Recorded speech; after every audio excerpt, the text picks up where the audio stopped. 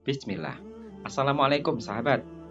Kisah yang akan kita bahas kali ini adalah tentang perjalanan spiritual seorang pencari kebenaran, Salman Al-Farisi radhiyallahu anhu.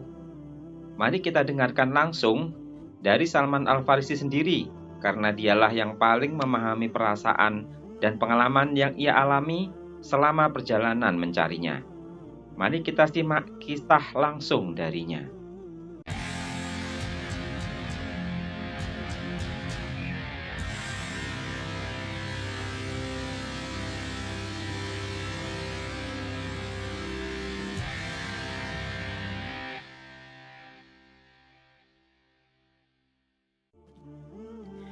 Aku adalah seorang pemuda Persia, tinggal di Isfahan, di sebuah kampung yang dikenal sebagai Jayan. Ayahku seorang kepala kampung yang kaya dan terhormat, sangat mencintai dan mengasihi aku sejak aku lahir. Kecintaannya kepadaku begitu besar, sehingga ia khawatir akan keselamatanku, dan aku dibesarkan dalam pembatasan, hampir seperti seorang gadis. Aku sangat tekun dalam agama Majusi. Aku memiliki tanggung jawab sebagai penyala api yang disembah oleh komunitas kami. Aku harus menjaga api tersebut tetap menyala, baik siang maupun malam. Ayahku memiliki lahan yang luas dan subur, yang memberikan hasil yang melimpah. Dia selalu mengawasinya dengan seksama. Tetapi suatu hari, karena kesibukan lain, dia meminta aku untuk mengawasi kebun tersebut sebagai penggantinya. Saat aku pergi ke kebun, aku melewati sebuah gereja Nasrani ketika mereka sedang beribadah. Suara mereka menarik perhatianku dan membuatku ingin tahu lebih banyak. Aku yang selama ini terisolasi dari dunia luar oleh ayahku, tak pernah memiliki pengetahuan tentang agama lain seperti agama Nasrani. Namun ketika aku mendengar kebaktian mereka di gereja, aku merasa tertarik dan memutuskan untuk mengunjungi mereka. Aku terpesona oleh kebaktian mereka dan menyatakan bahwa agama mereka tampak lebih baik daripada agama kami. Aku bahkan memilih untuk tinggal bersama mereka sampai matahari terbenam, mengabaikan tugas-tugas di kebun ayahku. Ketika aku kembali ke rumah, ayahku marah besar saat mengetahui apa yang telah kulakukan. Dia bersikeras bahwa agama kami jauh lebih baik daripada agama Nasrani. Namun aku tetap teguh dalam pendirianku bahwa agama mereka lebih baik. Ketakutan ayahku bahwa aku akan meninggalkan agama kami membuatnya membatasi gerakku dengan mengikat kakiku di dalam rumah. Namun, ketika aku mendengar tentang sebuah rombongan yang akan pergi ke negeri Syam, aku berusaha membebaskan diriku dari ikatan tersebut. Setelah berhasil melarikan diri, aku bergabung dengan rombongan tersebut dan tiba di negeri Syam. Di sana aku bertemu dengan uskup yang memimpin gereja setempat. Dengan tekadku untuk belajar dan berbakti kepada Allah menurut ajaran Nasrani, aku meminta untuk bergabung dengan mereka. Uskup pun menerima permintaanku dan aku mulai menjadi pembantunya di gereja. Masa terus berlalu, dan aku akhirnya menyadari bahwa uskup tersebut sebenarnya seorang yang jahat. Dia mengumpulkan sedekah dari para pengikutnya dengan janji pahala di akhirat, namun uang tersebut tidak pernah disalurkan kepada yang berhak. Melainkan, ia menyimpannya untuk kepentingan pribadinya, hingga berhasil mengumpulkan kekayaan yang besar. Ketika ia meninggal dunia, orang-orang Nasrani hendak menguburkannya dengan penghormatan.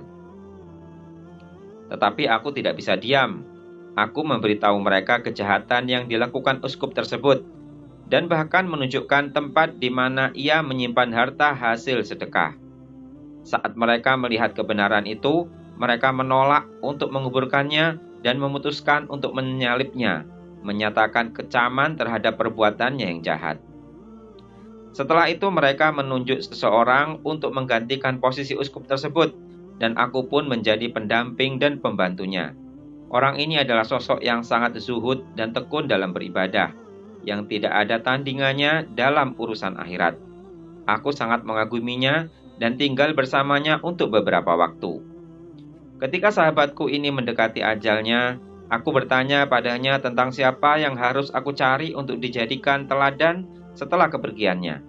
Ia menyarankan agar aku mencari seseorang di Mosul yang dikenal sebagai orang yang teguh dalam agamanya dan tidak pernah berpaling. Setelah sahabatku meninggal, aku pun mencari dan menemukan orang yang dimaksud. Aku menceritakan kisahku padanya, dan dia dengan tulus menyambutku untuk tinggal bersamanya, menjadi teladan kebenaran bagi hidupku. Tetapi tidak lama kemudian, sahabatku itu meninggal dunia. Sebelum dia meninggal, aku pun menghadapinya dengan pertanyaan. Wahai sahabatku, engkau tahu bahwa ajal akan tiba bagimu dan engkau mengetahui keadaanku. Kepada siapa engkau mewasiatkan aku? Siapa yang harus aku ikuti setelahmu? Dia menjawab, anakku, demi Allah aku tidak mengetahui seseorang yang menganut agama seperti kita, kecuali ada seseorang di Nasibin. Carilah dia. Setelah dia dimakamkan, aku pun pergi mencari orang yang tinggal di Nasibin. Aku menceritakan kisahku dan wasiat sahabatku padanya. Dia dengan ramah menyambutku, tinggallah bersama kami. Aku pun tinggal bersamanya. Dia adalah orang baik seperti kedua sahabatnya tadi.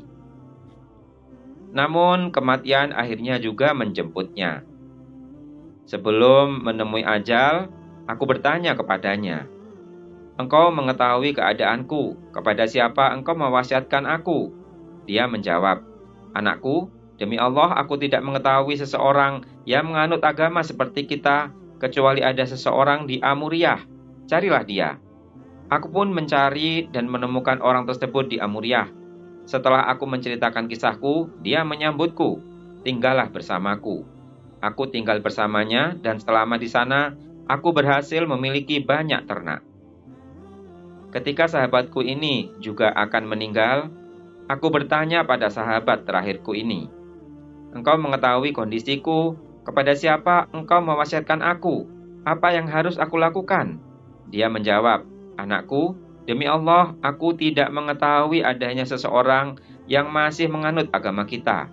Tetapi akan segera muncul di tanah Arab seorang nabi yang diutus membawa agama Ibrahim. Dia akan berhijrah dari negerinya ke sebuah tempat dengan 2 lembah berbatu dan banyak pohon kurma. Dia memiliki tanda-tanda kenabian yang jelas. Dia menerima hadiah dan menolak sedekah. Di antara kedua pundaknya terdapat tanda kenabian. Jika kau mampu, datangilah ke negeri tersebut dan ikutilah dia. Setelah sahabat terakhirku meninggal, aku masih tinggal di Amuriyah. Suatu hari, sekelompok pedagang Arab dari kabilah Kalb datang ke sana.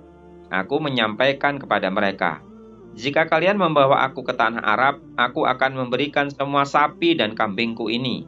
Mereka setuju dan membawaku.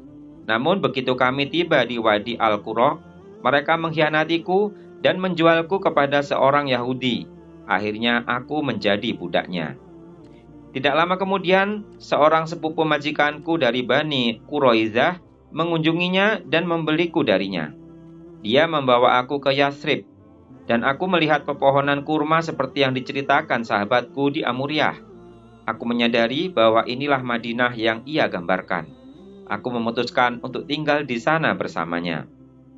Pada saat itu, Nabi Muhammad SAW sedang berdakwah kepada kaumnya di Mekah. Namun aku tidak mendengar kabar tentang beliau karena aku sibuk dengan tugas-tugasku sebagai seorang budak. Setelah beberapa waktu berlalu, aku sedang duduk di atas pohon kurma milik tuanku, sibuk dengan beberapa tugas. Tuan aku berada di bawah pohon itu. Tiba-tiba seorang sepupunya datang dan berkata, semoga Allah membinasakan Bani Qailah. Mereka berkumpul di Kuba untuk menyambut seseorang yang mengaku sebagai seorang nabi. Ketika mendengar berita itu, aku merasa demam dan terguncang. Aku khawatir akan jatuh menimpa tuanku. Setelah aku turun dari pohon dan meminta orang itu untuk mengulangi beritanya, tuanku marah dan meninju aku dengan keras. Katanya, apa urusanmu dengan berita ini? Kembalilah dan lanjutkan pekerjaanmu. Pada hari menjelang petang, aku mengambil beberapa kurma yang telah kukumpulkan dan membawanya ke tempat Rasulullah SAW menginap. Aku masuk menghadapnya seraya berkata, aku mendengar bahwa engkau adalah orang yang solih dan engkau membawa para sahabat yang membutuhkan bantuan. Ini adalah sedikit barang yang dapat aku sedekahkan. Menurutku kalian lebih pantas untuk menerima ini daripada yang lainnya. Kemudian Aku mendekat ke arah beliau Shallallahu Alaihi Wasallam. Beliau Shallallahu Alaihi Wasallam lalu bersabda kepada para sahabatnya, "Makanlah oleh kalian," tanpa menggerakkan tangannya. Beliau Shallallahu Alaihi Wasallam tak menyentuh kurma bawaanku. Dalam hati aku berkata, inilah sebuah tandanya. Setelah itu aku kembali ke rumah dan mengumpulkan beberapa buah kurma lagi. Ketika Rasulullah SAW berangkat dari Kuba menuju Madinah, aku menghampiri beliau SAW sambil berkata, "Aku perhatikan bahwa engkau tidak makan harta sedekah. Ini adalah hadiah yang aku bawakan buatmu." Beliau SAW menerima hadiah tersebut dan menyuruh para sahabatnya untuk makan bersama beliau. Dalam hati aku berkata, inilah tanda yang kedua. Kemudian aku mendatangi Rasulullah SAW yang saat itu sedang berada di Baqi al-Gharqad untuk menguburkan para sahabatnya. Aku dapati beliau sedang duduk dengan memakai 2 buah kain kasar. Aku memberikan salam kepadanya, lalu berputar untuk melihat punggung beliau. Aku ingin melihat tanda seperti yang diceritakan oleh sahabatku di Amuriah. Rasulullah SAW melihatku sedang memperhatikan punggungnya dan beliau mengetahui maksudku. Kemudian beliau SAW melepaskan selendang dari punggungnya. Ketika aku melihat tanda itu di punggung beliau SAW, rasa yakinku semakin menguat. Lalu aku tidak bisa menahan diri.